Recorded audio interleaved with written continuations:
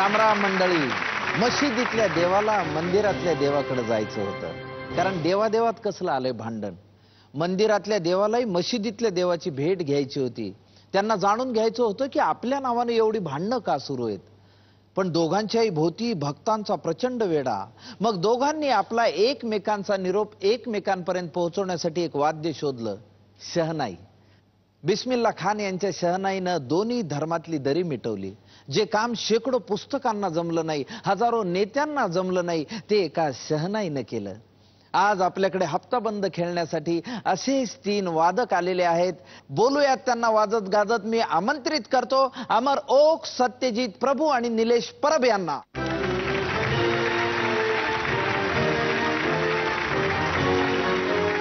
नमस्कार.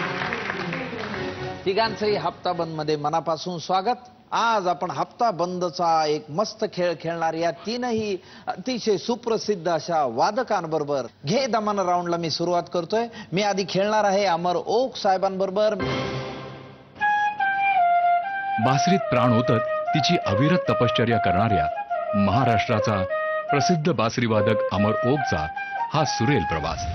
वडिलांनी स्वतःसाठी लावलेल्या बासरी क्लासेसला जात अमरची बासरीशी पहिली ओळख झाली आणि त्यानंतर सुरू झाली खडतर तपश्चर्या आपल्यातला हरिप्रसाद शोधण्याची. सूरताल, सारेगमप यासह जगभर होणाऱ्या कार्यक्रमातून आपल्या बासरीची मोहिनी रसिकांवर टाकणाऱ्या या कम्प्युटर सायन्स ग्रॅज्युएटनं चांगल्या जॉब्स पुढेही बासरीलाच पसंती दिली. बासरीला आपलं सर्वस्व बहाल करणाऱ्या महाराष्ट्राच्या या लाडक्या बासरी वादकाला त्याच्या भावी सुरेल प्रवासासाठी झी मराठी हप्ताबंदच्या शुभेच्छा. बायकोनी आग्रह केला तर कोणतं गाणं वाजवाल? म्हणजे अशी वेळ आली आहे कधी? अगदी खरं सांगायचं तर अशी वेळ आलेली नाहीये. बरं, पण तिने समजा विचारलंच तर एक गाणं डोक्यात नक्की आहे. मग आम्हाला वाजवून दाखवा ना आमच्या सर्व प्रेक्षकांसाठी.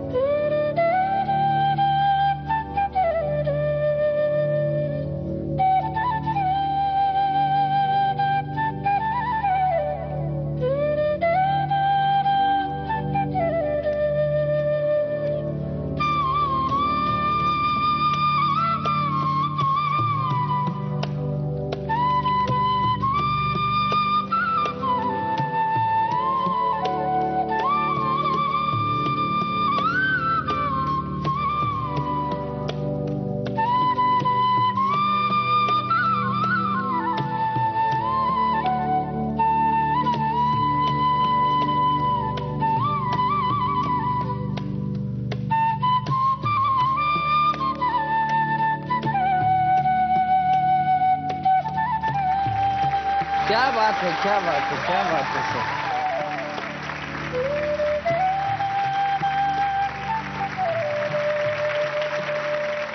बासरीची आवड कशी निर्माण झाली? ऍक्च्युली बासरी कुठलंही वाद्य निवडायची अक्कल नव्हती. तेव्हा हे वाद्य माझ्या हातामध्ये आलं. माझे वडील बासरीच्या क्लासला जायचे. बरं. आणि घरामध्ये जशी इतर खेळणी होती त्याप्रमाणेच कदाचित मी ते वाद्य हातात घेऊन वाजवलं होतं थोडं. तर त्यांना असं वाटलं की आपल्या मुलाला आपल्याबरोबर घेऊन जावं क्लासला. तर त्यांनी मग मला क्लासला न्यायला सुरुवात केली. पुढे काही कारणाने त्यांचं कंटिन्यू झालं नाही, पण त्यांनी मला मात्र त्या क्लासला कंटिन्यू ठेवलं आणि तेव्हापासून हे वाद्य. क्या बात है, क्या बात है. भागवत कथेला साथ करता करता सारेगमचा प्रवास कसा काय झाला? किशोरजी व्यास आहेत, मुकुंद महाराज जाटदेवळेकर आहेत, त्यांच्याबरोबर मी कथेला साथ संगत करायला जायचो. त्यानिमित्ताने कृष्णचरित्र किंवा सगळेच दशावतार आणि एकूणच भक्तीचं वर्णन, त्या मुरलीचं वर्णन, असं सगळं त्या अनुषंगाने इतकं सुंदर ऐकायला मिळालं. मग आम्हाला बासरीच्या आध्यात्मिक महत्वाविषयी सांगा ना काय. त्याच्यामध्ये ऐकलेली जी गोष्ट आहे ती फार सुंदर आहे. ती म्हणजे त्या मुरलीची वैशिष्ट्य स्वतः मुरलीनेच गोपींना सांगितलीत. गोपी अशी तक्रार करतात किंवा त्यांचं असं म्हणणं असतं की तू असं काय पुण्य केलंयस, तू त्या कृष्णाच्या जवळ सारखी असतेस. बर. तर ती मुरली म्हणते की मी काही गोष्टी केल्या ज्याच्यामुळे मी सतत भगवंताच्या जवळ असते. पहिली गोष्ट, मी सरळ झाले. दुसरी गोष्ट, आतून पोकळ झाले. आणि अजून एक महत्वाची गोष्ट म्हणजे स्वतःला 6 छिद्र पाडून घेऊन त्यातून काम, क्रोध, लोभ, मोह, मद, मत्सर असे षड्रिपू बाहेर काढून टाकले. अंतर्बाह्य शुद्ध झाले. त्यानंतर मी परमात्म्याच्या जवळ जाऊ शकले. अजून एक ती म्हणते म्हणजे मी स्वतःच्या पदरचं काही बोलत नाही. माझा स्वामी जेव्हा माझ्यामध्ये फुंकर घालेल तेव्हाच मी बोलते. क्या बात.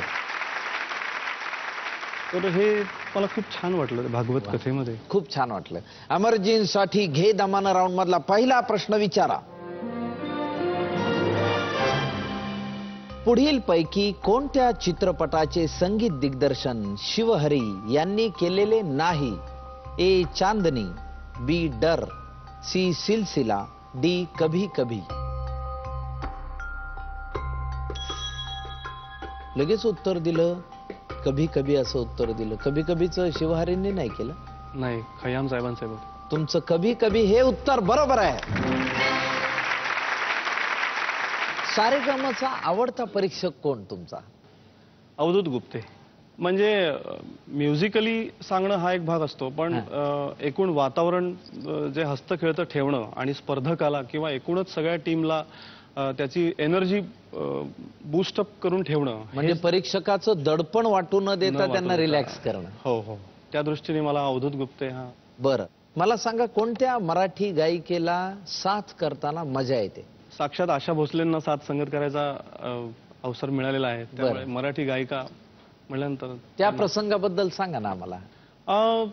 तो रिहर्सल पासूनच सगळा प्रसंग अतिशय सुंदर आहे. कारण विदाऊट रिहर्सल कुठलाही परफॉर्मन्स द्यायचा नाही, हे जे जुन्या लोकांचं आधीपासूनचा जो प्रघात आहे तो या निमित्ताने बघायला मिळाला. काहीही झालं तरी 2 रिहर्सल्स आयदर त्यांच्या घरी किंवा जिकडे असतील 2 रिहर्सल्स सगळ्या टीम बरोबर झाल्याशिवाय त्या स्वतः स्टेजवर येत नाहीत. क्या बात आहे. अमरजी, घे दमानं राऊंड मध्ये तुमच्यासाठीचा दुसरा प्रश्न. सवाई गंधर्व संगीतोत्सव कोणत्या वर्षी सुरू करण्यात आला? ए 1953, बी 1958, सी 1963, डी 1968.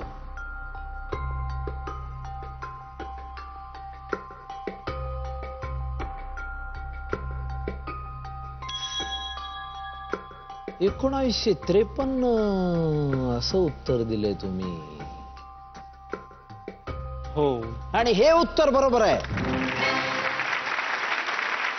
1952 साली सवाई गंधर्वांचं दुःखद निधन झालं आणि 1953 पासून सवाई गंधर्व महोत्सव पुण्यामध्ये सुरू झाला. क्या बात है. 2 प्रश्न बरोबर. सारेगामा हा शो नसता तर? नाही, सारेगामा मुळे सगळ्या वादकांना, आम्हाला जे लोकांनी भरभरून प्रेम केलं त्याबद्दल झी मराठीचे खरोखर मनापासून आभार मानतो मी. डेफिनेटली. बासरीवर वाजवायला अवघड गाणं कोणतं हो? गाणं म्हणण्यापेक्षा मी असं म्हणू शकतो की भैरवी हा राग जो आहे तो बासरीवरती वाजवायला कठीण आहे. कठीण आहे कारण त्याच्यामध्ये ऋषभ, गंधार, दैवत, निषाद सगळे स्वर कोमल येतात आणि बासरीमध्ये कोमल स्वर काढणं कठीण असतं. त्याला असं बटन नाही की हे बटन दाबलं की तो सूर वाजला. त्याला तेवढंच ते उघडावं लागतं, अर्ध छिद्र उघडावं लागतं प्रत्येक स्वराला. आणि इथे 4 स्वर कोमल आहेत, मध्यम सुद्धा अर्ध छिद्र उघडून काढावा लागतो. तर तो अख्खा राग सादर करायचा समजा अर्धा तास किंवा जे काय असेल तर ते वाजवणं खूप कठीण आहे. मग भैरवीचं एखादा आम्हाला काहीतरी ऐकवा ना, शिवधनुष्य पेलून दाखवा ना ते.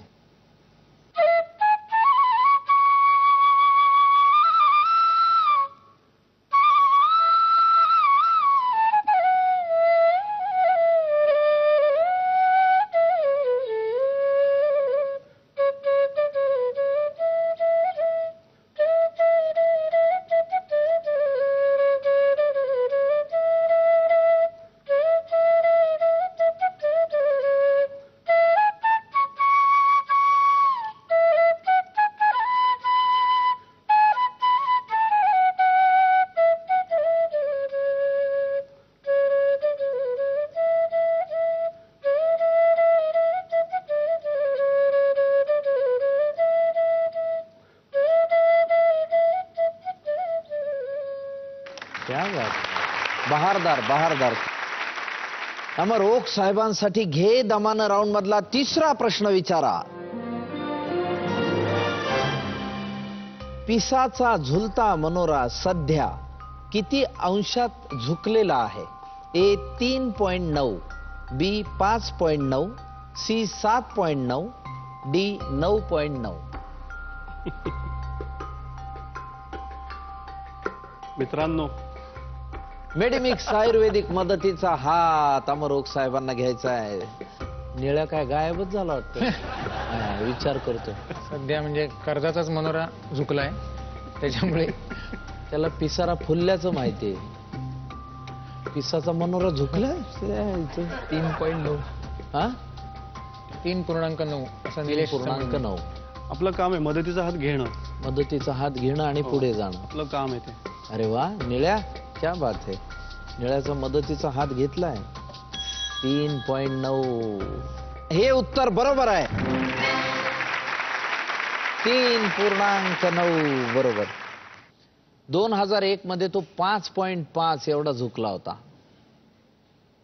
शास्त्रज्ञांनी काम करून करून त्याला आता 3.9 पर्यंत आणलंय. 3.9. 3 प्रश्नांची उत्तरं बरोबर. आद्य बासरी वादक अशी ओळख कोणाची आहे? बासरी ह्या वाद्याला आजच्या काळामध्ये हा. पूर्ण वाद्य म्हणून मान्यता ज्यांनी दिली खऱ्या अर्थाने ते पंडित पन्नालाल घोष. बासरीवरती अशी एखाद्या वादकाची पूर्ण मैफल अशी होत नसे. बरोबर. पण पंडित पन्नालाल घोष यांनी त्याच्यावर प्रचंड मेहनत घेतली. अनेक आकाराच्या बासऱ्या वाजवून पाहिल्या. त्या छिद्रापर्यंत समजा बोट पुरत नसेल तर त्यांनी अनेक वेळा थोडी सर्जरी करून घेतली आपल्या बोटांवर. बापरे. आणि गमक मींड ह्याचा पूर्ण अभ्यास गायकीच्या अंगाने सगळं त्यांनी करून बासरीला शास्त्रीय मैफिलीमध्ये स्थान देण्याचं फार मोठं काम पंडित पन्नालाल घोष यांचं आहे.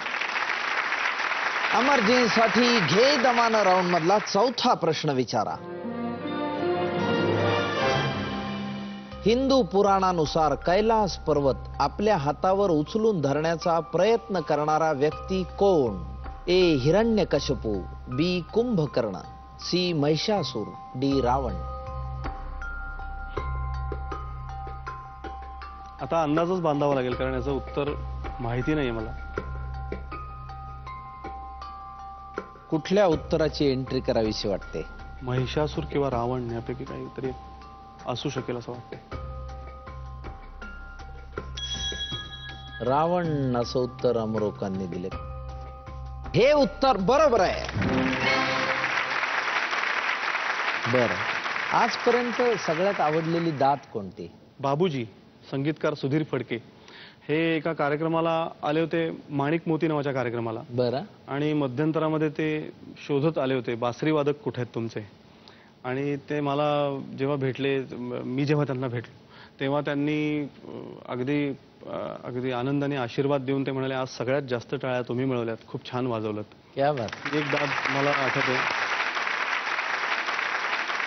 त्यानंतर पंडित हृदयनाथ मंगेशकर यांचा पुण्यामध्ये एक हृदयोत्सव नावाने एक 3 दिवसाचा महोत्सव होता.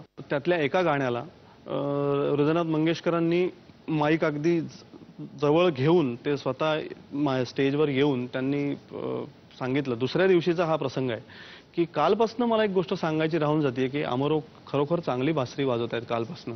क्या बात. तर हा एक प्रसंग माझ्या लक्षात क्या आला. बात, क्या बात. अमर ओक साहेबांसाठीचा घे दमानं राऊंड मधला शेवटचा प्रश्न विचारा. कोणत्या महाविद्यालयात भारताचे 2 पंतप्रधान शिकले? A Fergusson college Pune, B Wilson college Mumbai, C saint Stephen's Delhi, D saint Xavier's Mumbai.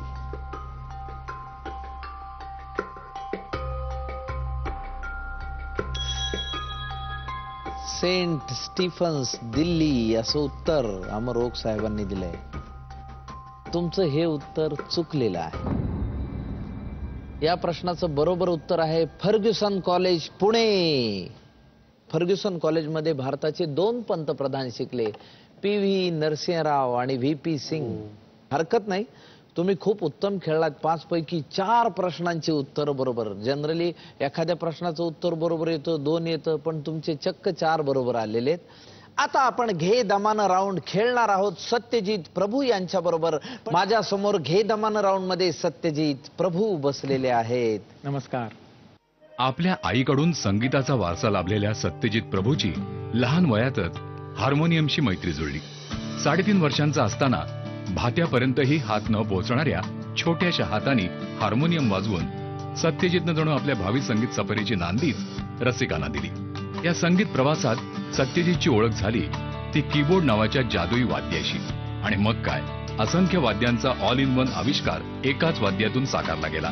एकलव्याच्या ध्यासानं keyboard या मॅजिकल वाद्याची नाना बारकावे शोधत प्रत्येक गाण्याला एक वेगळी उंची देणाऱ्या कीबोर्डिस्ट सत्यजित प्रभूला त्याच्या भावी संगीत सफरीसाठी झी मराठी हप्ता बंदच्या शुभेच्छा. सत्तू, कीबोर्डची आवड तुला कशी निर्माण झाली? कीबोर्डची आवड म्हणण्यापेक्षा आधी मी असं सांगेन की आमच्या घरात हार्मोनियम होती. 3-3.25 वर्षाचा होतो.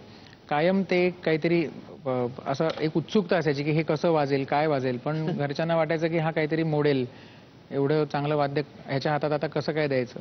पण तेव्हा डोक्यात 1-2 बालगीतं वगैरे अशी होती. एकदा खूप हट्ट केल्यानंतर ती हार्मोनियम माझ्या हातात दिली मामांनी, आजोबांनी.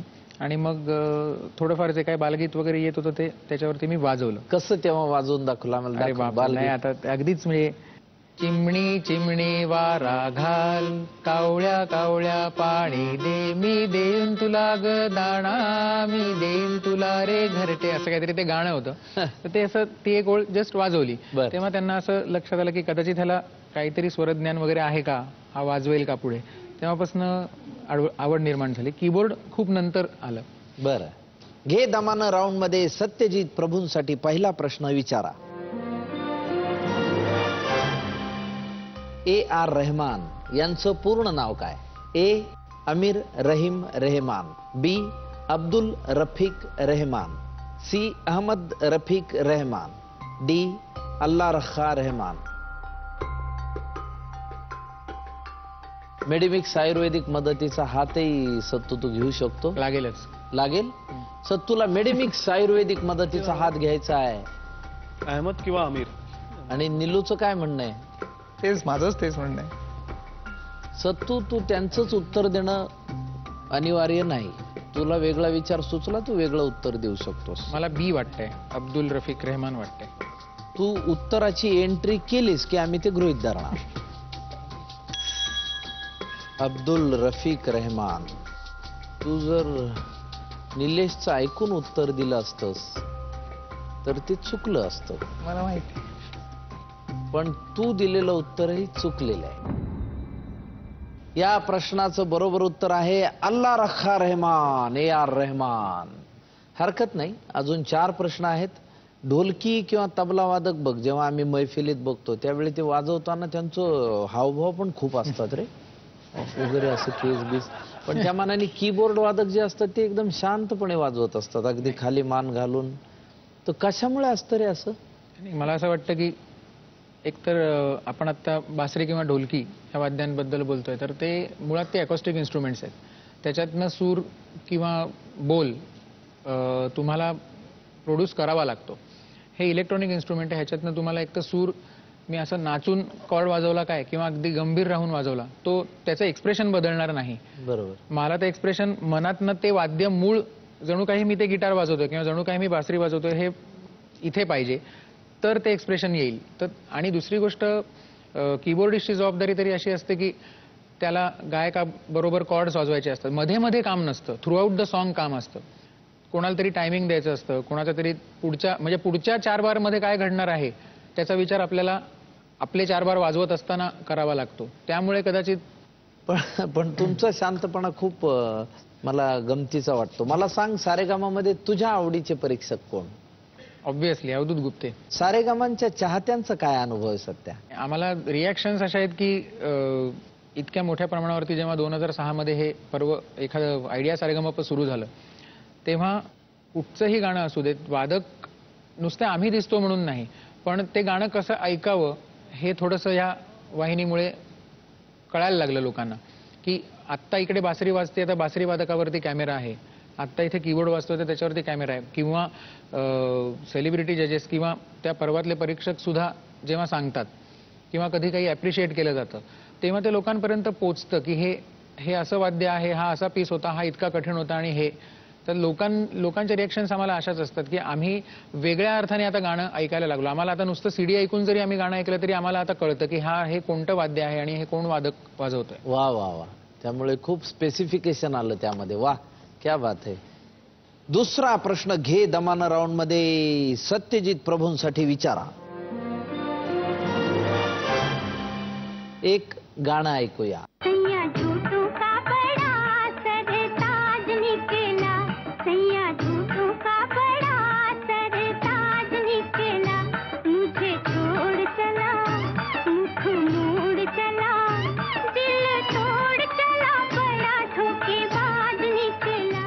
या गाण्याचे संगीतकार कोण? A Madan Mohan, B C Ramchandra, C Salil Chowdhury, D Vasant Desai.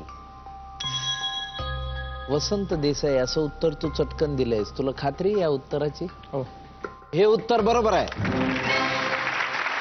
वसंत देसाईंनी संगीतबद्ध केलेलं हे गाणं आहे. बरं मला सांग, कीबोर्डवर वाजवायला अवघड गाणं कोणतं आहे? बरीच गाणी अवघड आहेत, पण जास्तीत जास्त म्युझिकल इन्स्ट्रुमेंट्स असलेली जी गाणी असतात ती इथे वाजवताना थोडासा कस लागतो, कारण एकानंतर एक वाद्य येत जातं. उदाहरणार्थ कुठलं? उदाहरणार्थ ए जिंदगी गले लगाले किंवा आ जाने जा, असा बेभाना हवारा, अशी काही गाणी आहेत. मग यातलं आम्हाला एक वाजवून दाखव.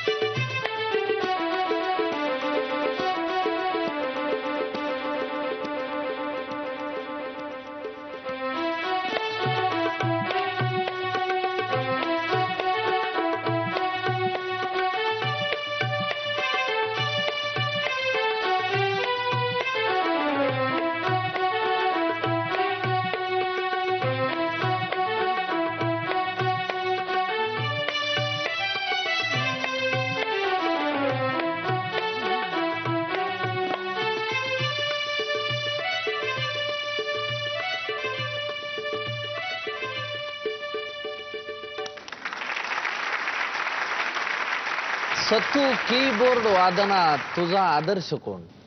श्री आप्पा वडावकर, ज्यांना मी गुरु मानतो. त्याच्यानंतर सुराज साठे, लिजंड माणूस या क्षेत्रातले. हे दोन माझे आदर्श.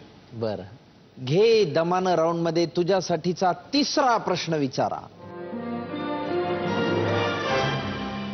कर्णबधीर झाल्यानंतरही संगीत रचना करणारा संगीतकार कोण? A Beethoven, B Vivaldi, C Mozart, D Schubert. Beethoven किंवा मोझार्ट मध्ये कन्फ्युजन आहे. डोळे मिटून असं शांत विचार करून योग्य उत्तराची एंट्री करून टाक. बिथोवेन. का वाटलं असं? वाचल्याचं आठवत आहे. तुझं हे उत्तर बरोबर आहे. 3 पैकी 2 उत्तर बरोबर, 1 चुकलंय. अजून 2 प्रश्न बाकी आहेत. त्याच्या आधी मला सांग, तुझ्या बायकोला कोणती ट्यून आवडते तुझी? वाजव का डायरेक्ट? क्या बात है, वा. ऐका वहिन्या.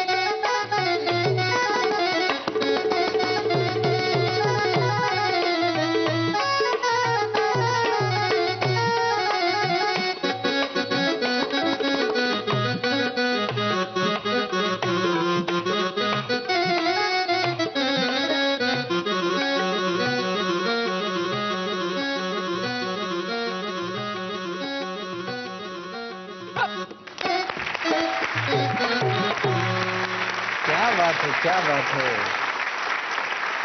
मला सांग, सारेगम हा शो नसता तर खूप खूप ठिकाणी आम्ही कार्यक्रम केले, पण इकडे हा कार्यक्रम जर नसता तर तुमचं प्रत्येक चांगली आणि वाईट प्रत्येक गोष्ट जी लगेच लोकांपर्यंत पोहोचते ती कदाचित पोचली नसती असं वाटतं. असं वाटतं. क्या बात है. सत्तू, तुझ्यासाठीचा चौथा प्रश्न घे दमाना राऊंड मध्ये विचारा. 9 मेंदू आणि 3 हृदय असणारा प्राणी कोणता? ए ऑक्टोपस, बी जेलीफिश, सी समुद्री घोडा, डी स्पायडर.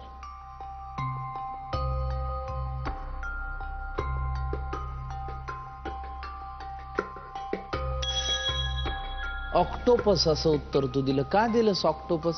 मला असं वाटत नाही की समुद्री घोडा आणि स्पायडर यांना असतील. हे उत्तर बरोबर आहे. ऑक्टोपसला 9 मेंदू आणि 3 हृदय असतात. मला सांग, तू कीबोर्डवर खूप प्रयोग करत असतोस ना? काय एखादा प्रयोग आमच्या प्रेक्षकांसाठी करून दाखव ना.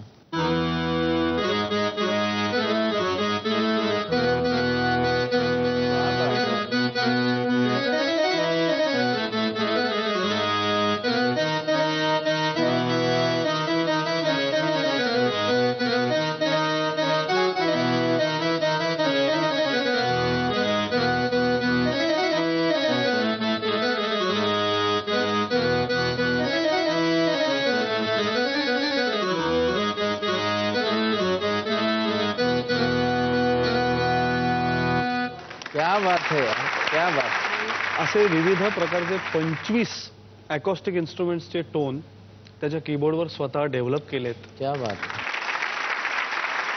अजून एक इन्स्ट्रुमेंट असं असतं जे गायकाला साथीसाठी वापरलं जातं. फार अप्रतिम इन्स्ट्रुमेंट आहे, व्हायब्रोफोन, आणि माझं खूप आवडतं इन्स्ट्रुमेंट आहे. त्याच्यामध्ये तुम्ही स्टिक्सनी कीज, कीबोर्ड सारख्याच कीज असतात त्याच्यावर, त्या स्टिकनी वाजवायच्या असतात आणि खाली जे पाईप्स असतात त्यातनं रेझोनन्स येतो आणि त्या कीज आणि त्या पाईप्सच्या मध्ये एक फॅन असतो, फॅन. बर त्याच्यामुळे तो असा मस्त वॉवेल होतो. बर. तर हा सगळा प्रकार तुम्हाला ह्याच्यात करायचा असेल तर मजा पण येते, पण खूप कस पण लागतो. तर आधी कंपनीचा साऊंड आपण ऐकूया. Company sound.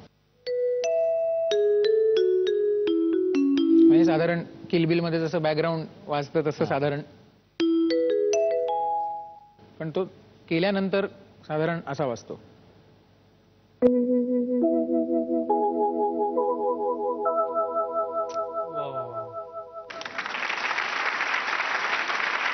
शेवटचा प्रश्न घे दमानं राऊंड मध्ये सत्यजित प्रभूंसाठी विचारा. खालीलपैकी कोणत्या देशात घटस्फोटाचा कायदा नाही? A Iraq, B Brazil, C Philippines, D Uganda.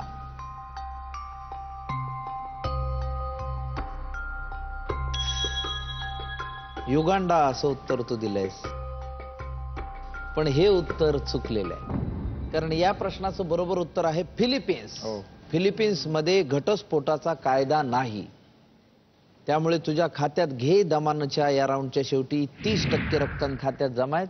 घे दमानं राऊंड मध्ये माझ्या समोर निलेश परब साक्षात बसलेले आहेत. लहानपणी वडिलांबरोबर भजन मंडळात जाणाऱ्या निलेश परबच्या छोट्याशा बोटात चकव्याचा ताल बसला तो कायमचा.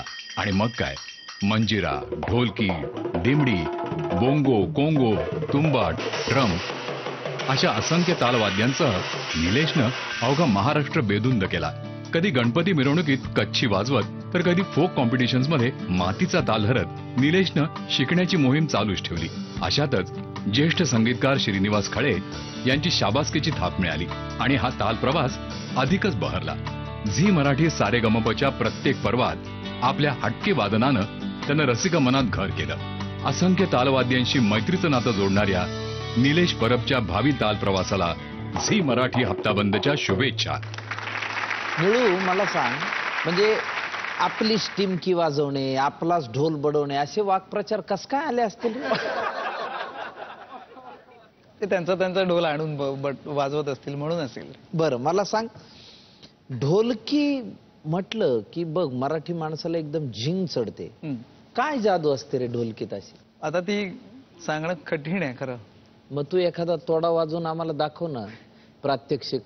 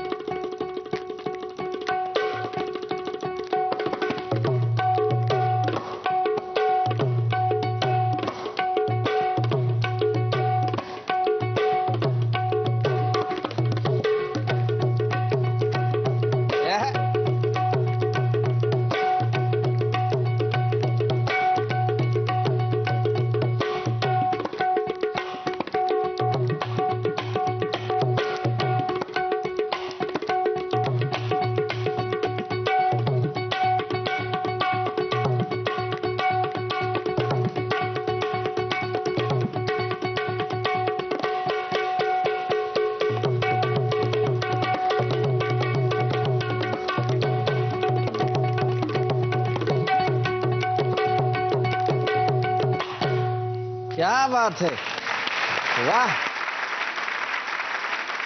निळ्या, तुझ्या ढोलकी बरोबर तुझं हास्यही खूप प्रसिद्ध आहे. तू सदैव असाच हसरा राहो अशी माझी फार मनापासूनची Thank you. इच्छा आहे. घे दमान राऊंड मध्ये तुझ्यासाठीचा पहिला प्रश्न विचारा. विशाल शेखर मधील विशाल हे कोणत्या बँडशी संबंधित होते? A. Indian Ocean, B. Aryans, C. Pentagram, D. Euphoria.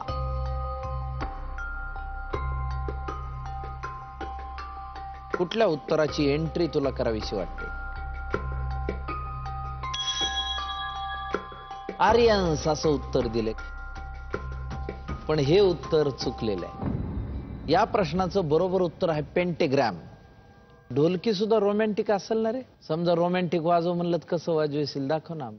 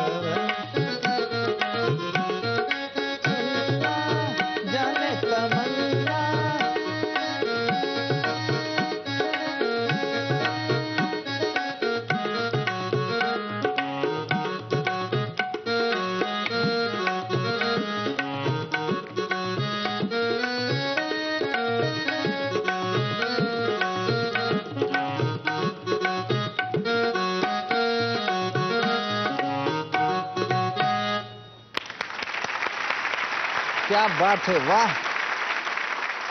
घे दमाना राऊंड मध्ये निलेश परब साहेबांसाठीचा दुसरा प्रश्न विचारा.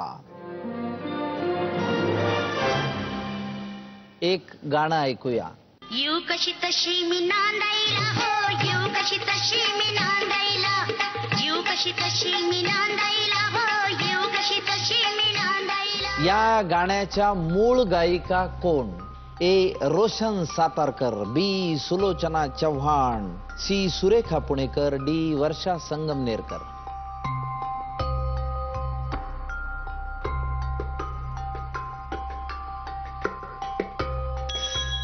रोशन सातारकर, आणि उत्तर बरोबर आहे. रोशनताईंनी प्रचंड गाजवलेलं गाणं येऊ तशी कशी मी नांदायला. क्या बात आहे. मला सांग निळ्या, ढोलकीला फक्त फड आणि लावणीचा शिक्का बसल्यामुळे फायदा झालाय की नुकसान झालंय रे? फायदा आणि नुकसानाचा मुद्दा नाही, ते आधी फडात आणि लावणी वाजवत असल्यामुळे एकतर, आणि पूर्वीच्या काळी फड आणि लावणी तसं जरा मागे थोडं ते दर्जा तसा बघितला जायचा ना. माझ्या कर्मधर्म संयोगाने सारेगमप मुळे आमचं सगळ्यांचं नाव झालं, त्यात माझं ढोलकीमुळे नाव झालं. हा, त्यामुळे कदाचित असेल, पण मी दिसतोय म्हणून. पण खरं कृष्णा घोटकर, विजय चव्हाण, राजाभाऊ जामसांडेकर हे जे मातब्बर. जुने मातब्बर ज्यांनी चोली के पीछे वगैरे सगळं वाजवलेलं आहे ना, हे लोक त्याच्यावर काम करतातच आहेत. सोलोचे कार्यक्रम, त्यांच्या सोलोच्या सीडीज हे चालू आहे. बरं निळ्या, तुला वाद्यांची खूप आवड आहे, तू एक वाद्य पण बनवलंयस, कोणतं रे? ते आपला डमरू असतो बगलबच्चा, हा, ते आपलं पारंपरिक वाद्य आहे. बरोबर. खरं तर त्याचा साईज लहान असतो, साधारण 10 इंची असतात. ते मला ते थोडं लो साऊंड हवा होता. बर, बेस पण पाहिजे होता मला, आणि बेसला बेंड पाहिजे होता. म्हणजे दुम हा जो एक ती मिंड असते, ती मिंड मला हवी होती. आणि मला दोन्ही हात फ्री हवे होते. या दोन गोष्टी मला त्यात हव्या होत्या. त्यामुळे मी ते 12 इंचाचं बनवलं. जेवढा आपला कच्ची ढोल असतो तर तेवढं खोड मी बनवलं डमरूच्या आकाराचं. ते कमरेला बांधून पायात येतं आणि 2 हात आपले फ्री होतात. तू कसंही वाजव, वेस्टर्न स्टाईल धुम चिक पाक गुंग चिक पा असं वाजव, किंवा धुम धुम गुम धुम इंडियन वाजव, काहीच प्रॉब्लेम. क्या बात, क्या बात है. घे दमाना राऊंड मध्ये पुढचा प्रश्न तुझ्यासाठीचा विचारा. खालीलपैकी कोणते वाद्य भारतीय मुळाचे नाही? ए चौंडक, बी पखवाज, सी संवादिनी म्हणजे हार्मोनियम, डी तुणतुण. संवादिनी, हार्मोनियम हे उत्तर दिलंयस तू. भारतीय मूळ नाहीये. कुठल्या मुळाचं हे वाद्य? फ्रान्स. फ्रान्स. तुझं उत्तर बरोबर आहे. 20% रक्कम तुझ्या खात्यात आहे. लाईव्ह शो संपल्यानंतर तरुणी कुणाला भेटायला येतात रे? म्हणजे बासरी वादक, ढोलकी वादक की कीबोर्ड वादकांना? बासरी वादक आणि ढोलकी वादक. जास्त तरुणी कुणाला? बासरी वादक तर आधीच. तुम्ही बरोबर माणसाला विचारला प्रश्न. काय निळ्या सांग ना आता, काय तुम्ही जीवलग मित्र आहेत होय तेवढं काय? बरेचसे प्रेक्षक येऊन आम्हाला, म्हणजे मला येऊन पर्सनली बोलले की तुम्ही वाजवता चांगलं तो काही प्रश्नच नाही, पण घरी काम करून आल्यावर तुम्हाला हसलेलं नुसतं बघितलं ना की आमचा सगळा शीण जातो. क्या बात. इथे मी म्हणलं ना हास्य. बरं, तुझा प्रेमविवाह की अरेंज मॅरेज? प्रेम. हसण्यावरच जुळविलं ना. मला गॅरंटी आहे निळ्या असा हसला असशील जालिम नजर टाकून की वहिनी आपल्या. काय किस्सा आहे रे? ती कॉलेजला होती, फर्स्ट इयरला 11वीत, आणि त्यांच्या कॉलेजचं अॅन्युअल डे होतं. ते आम्हाला बोलवतं. मी तेव्हा फोक डान्स वाजवायचो. तर रिहर्सलला गेल्यावर मला आवडली म्हणून मीच प्रपोज केलं होतं कवीला. बरं, घे दमानं राऊंड मध्ये निलेश परब साहेबांसाठी पुढचा प्रश्न विचारा. पुढील पैकी कोणत्या वगनाट्यात शाहीर दादा कोंडके यांनी भूमिका केली आहे? ए इथंच आहे पण दिसत नाही, बी विच्छा माझी पुरी करा, सी कथा अकलेच्या कांद्याची, डी धरलं तर चावतंय. तुला खात्री आहे विच्छा माझी पुरी करा? वाटतंय मला. हे उत्तर बरोबर आहे. विच्छा माझी पुरी करा दादांनी प्रचंड गाजवलेलं लोकनाट्य, वगनाट्य. बरं, मला सांग, तुला ढोलकीवरचं कुठलं गाणं सगळ्यात जास्त आवडतं? नटरंगचे जो लेरा जो अजयने वापरलाय पारंपरिक, त्या लेऱ्यावर मी एक तोडा वाजवून दाखवतो. वाव. सत्य.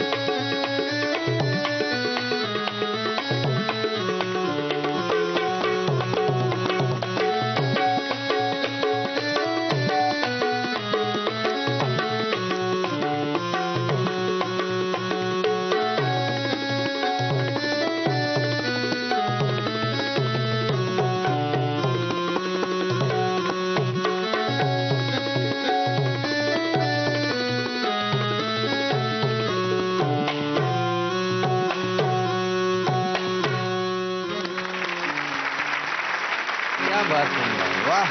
पाचवा प्रश्न घे दमानं राऊंड मध्ये निलेश परब साहेबांसाठी विचारा. कोणत्या प्रसिद्ध भारतीय व्यक्तीने बीटल्स या ग्रुप मधील जॉर्ज हॅरिसन या वादकाबरोबर एकत्रित अल्बम केला? ए पंडित भीमसेन जोशी, बी बिस्मिल्ला खान, सी पन्नालाल घोष, डी रविशंकर. मदतीचा हात घेणं. मेडिमिक्स आयुर्वेदिक मदतीचा हात निलेश परब साहेब घेत आहेत. मला पंडित रविशंकर वाटतंय. मलाही तेच आलं. कुठल्या उत्तराची एंट्री करावीशी वाटते? पंडित रविशंकर. तुझं हे उत्तर बरोबर आहे. 5 पैकी 4 उत्तर निलेश परब बरोबर. दे दणादण राऊंड मध्ये पोहोचलेले अमर ओक आणि निलेश परब. या ठिकाणी आपल्याला निरोप द्यावा लागताय सत्यजित प्रभू यांना.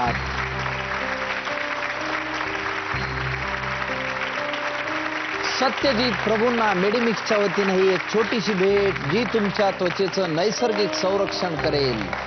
सत्तू, या स्पर्धेत सहभागी होऊन तुला कसं वाटतं? खूप छान वाटलं. मला एक गोष्ट आमच्या सगळ्यांच्याच वतीने सांगायची आहे की आजपर्यंत अशा प्रकारच्या कार्यक्रमांमध्ये खूप मोठी मोठी लोक येऊन गेली. आम्हाला आज एवढा आमचा वादक म्हणून, नुसतं आम्ही तिघं चालू म्हणून नाही, कोणत्या तरी वादकांचा गौरव केला आणि त्यांना इथे बोलवून त्यांचा गौरव केला आणि त्यांना इतका मान दिला, याबद्दल आमच्या सगळ्याच वादकांकडून झी मराठीचे खरोखर खूप खूप आभार.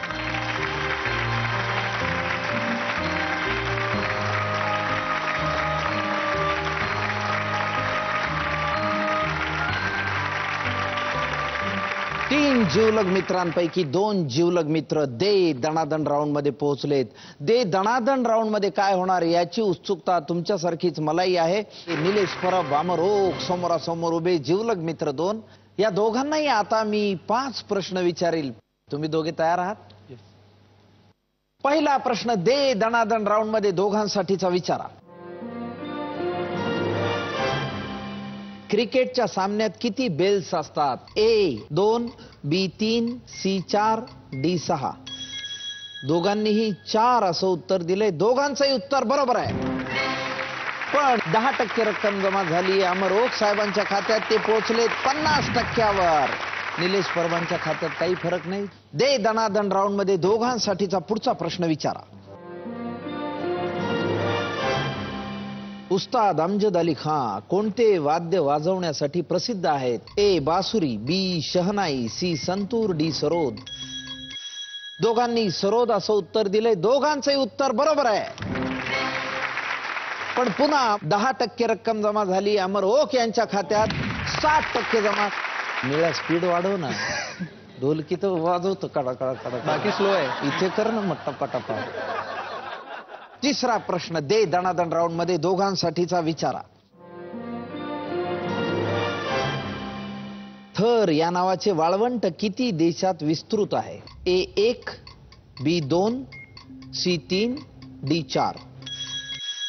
निलेश परब साहेबांनी उत्तर दिले 3. अमर ओक साहेबांनी उत्तर दिले 2. यातलं अमर ओक साहेबांचं उत्तर बरोबर आहे 2. पण निलेश परब यांचं उत्तर चुकल्यामुळे त्यांच्या खात्यातनं 10% वजा. पण अमर ओक साहेबांच्या खात्यात काही फरक पडलेला नाही. ते आहेत 60%वर, निलेश परब 30%वर. थरचे वाळवंट भारत आणि पाकिस्तान या 2 देशांमध्ये आहे. चौथा प्रश्न दे दणादण राऊंड मधला विचारा. हिंदू पुराणानुसार कोणाचे मूळ नाव रत्नाकर आहे? ए द्रोणाचार्य, बी कर्ण, सी मेघनाद, डी वाल्मिक. कर्ण असं उत्तर निलेश परब साहेबांनी दिले. अमर ओक साहेबांनी वाल्मिकी असं उत्तर दिले. यातलं वाल्मिकी हे उत्तर बरोबर आहे. अमर ओक साहेबांच्या खात्यात 70% जमा. निलेश परब साहेबांच्या खात्यात 20%. पाचवा प्रश्न दे दणादण राऊंड मध्ये दोघांसाठीचा विचारा. सगळ्यात कमी लोकसंख्या असलेला खंड कोणता? A Australia, B Antarctica, C दक्षिण अमेरिका, डी युरोप. दोघांनी उत्तर दिलंय. अमर ओक साहेबांनी ऑस्ट्रेलिया असं उत्तर दिलंय. निलेश परब साहेबांनी युरोप असं उत्तर दिलंय आणि दोघांचे उत्तर चुकलेलं आहे. या प्रश्नाचं बरोबर उत्तर आहे अंटार्क्टिका. अंटार्क्टिका खंडात कमी लोकसंख्या आहे. 60% रक्कम अमर ओक साहेबांच्या खात्यात, 10% रक्कम निलेश परब साहेबांच्या खात्यात. याचा अर्थ आजचे विजेते आहेत अमर ओक. निलेश परब साहेबांना आपल्याला इथनं निरोप द्यावा लागतोय. निलेश परब साहेबांना मेडिमिक्सच्या वतीनं ही एक छोटीशी भेट जी तुझ्या त्वचेचं नैसर्गिक संरक्षण करेल. निळ्या, तुझं हास्य या स्पर्धेत सहभागी होऊन तुला कसं वाटलं? मस्त, मजा आली. तुझ्याशी गप्पा मारताना एरवी आपण कसं मैफिलीत भेटगाठ होती, पण एवढ्या विस्ताराने गप्पा मारता येत नाही. आज कसं आई नेण्यावरच राहते. हा, आणि तू खूप उत्तम वादक आहेस, त्याही पेक्षा खूप चांगला माणूस आहेस.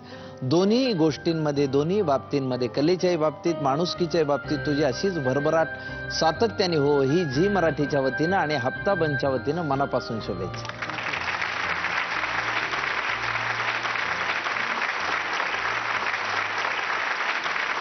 आता अमर ओक साहेब, आता कसं वाटतंय? टेन्शन आहे काय? नाही, खूप छान वाटतंय. एक राऊंड आहे अजून. हो, हो, तरी पण मला टेन्शन नाही. एक राऊंड बाकी आहे. त्या राऊंडचं नाव आहे दे धक्का. तुम्हाला दे धक्का हा राऊंड खेळायचा आहे. खेळायचं. अमर ओक साहेबांना दे धक्का राऊंड खेळायचा आहे. अमर ओक साहेबांना भेटूया दे धक्का राऊंड मध्ये. एक प्रश्न मी विचारेन, एका प्रश्नाचं बरोबर उत्तर आणि 100% रक्कम तुमच्या खात्यात जमा, 10 लाख रुपये. उत्तर चुकलं 20% रक्कम, 2 लाख रुपये. दे धक्का राऊंड मध्ये अमर ओक साहेबांसाठीचा प्रश्न विचारा. कोणत्या भारतीय मुख्यमंत्र्याला इंडोनेशियाचा सर्वोच्च नागरी सन्मान दिला गेला आहे? ए. गोपीनाथ बोरदोलोय, बी. हेमवती नंदन बहुगुणा, सी. बिजू पटनायक, डी. मोरारजी देसाई.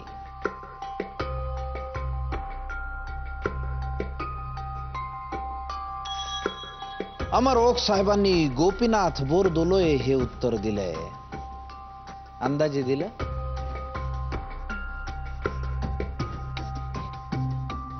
$10 लाख मिळाले तर खूप आनंद होईल. म्हणजे काय? आणि 2 लाख मिळाले तर तरी आनंद आहे, थोडा कमी होईल. आनंद होईलच. अमर ओक साहेब, तुमचं हे उत्तर चुकलेलं आहे. या प्रश्नाचं बरोबर उत्तर आहे बिजू पटनायक. बिजू पटनायक हे फायटर पायलट होते. बिजू पटनायकांनी इंडोनेशियाच्या पंतप्रधानांना एका कटातनं वाचवलं, त्यासाठी हा पुरस्कार त्यांना देण्यात आलेला आहे. हरकत नाही, 2 लाख रुपये तुम्ही इथून जिंकून चाललेला आहात. खूप खूप अभिनंदन अमर ओक साहेब. अमर ओक साहेबांना हप्ता बंचच्या वतीनं 2 लाख रुपयांचा धनादेश. आम्ही आभारी आहोत आमचे बँकिंग पार्टनर पीएमसी बँकेचे. पीएमसी बँक ही सामाजिक जागरूकता असलेली बँक आहे. या बँकेच्या एटीएम मधनं कुठलाही व्यवहार झाला की त्यातला ₹1 या संस्थेला मदत निधी म्हणून दिला जातो. आणि विकोच्या वतीने एक छोटीशी भेट.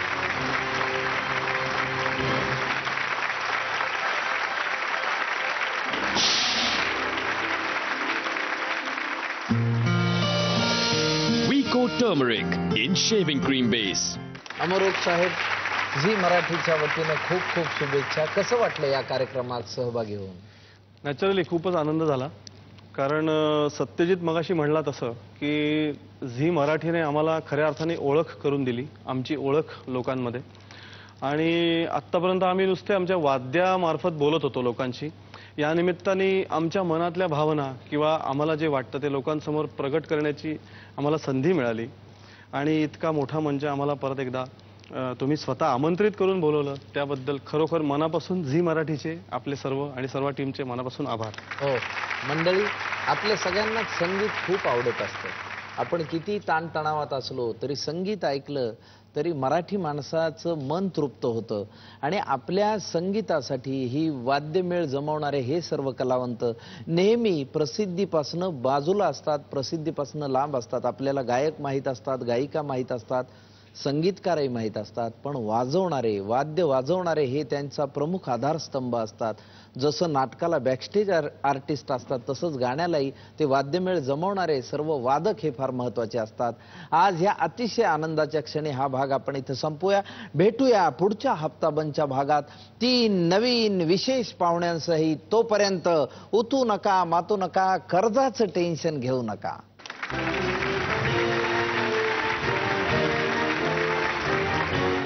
ब्लॅक बॉक्स काय असते हेच मला माहिती नाहीये. विमानाने प्रवास किती वेळा केलाय? एकदाच केला. एकदाच केलाय. तेवढ्यात विचारून घ्यायचं ना, कुठं असतो ब्लॅक बॉक्स? जवळच्या नातेवाईकाचा मृत्यू होतो, शव गावात आणून आपलं जाळलं जातं आणि मग 2-3 महिन्यानंतर मग म्हणायचं की नाही तिला मारलं होतं, तिचा खून झालाय. तर या बाबीला काही अर्थ उरत नाही. तुम्ही न्यायाची अपेक्षा करू नका मग त्यावेळेस. ती ओरडली, आई पप्पा बुडाणार म्हणजे बुडालेत म्हणून. तेवढ्यात त्यांनी मान खाली घातली आणि पाण्याचा लोंढा त्यांच्यावर येऊन गेला. आणि ते पण माझे जे भाऊजी आहेत विजयनंदी, त्यांनी लगेच त्यांनाही पोहता येतं, त्यांनी उडी मारली. बाकीचेही सहकारी मदतीला आले आणि त्यांचं बाहेर काढलं. परंतु त्याच वेळेला इतर जण म्हणाले किसका आदमी है चला गया.